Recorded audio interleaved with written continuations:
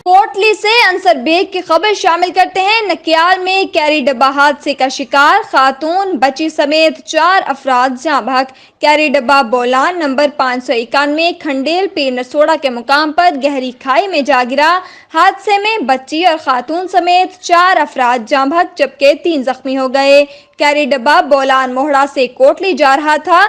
पे नसोड़ा पहाड़ी से नीचे गिर गया। जाँ बहक अफराद में एक बच्ची, खातून और 2 मर्द शामिल हैं, जबकि जख्मियों में एक खातून और 2 मर्द शामिल। पुलिस के मुताबिक जख्मियों और डेड बॉडीज को हॉस्पिटल मुंतकिल कर दिया गया। जाँ बहक अफराद का ताल्लुक मोहड़ा धरोती से था।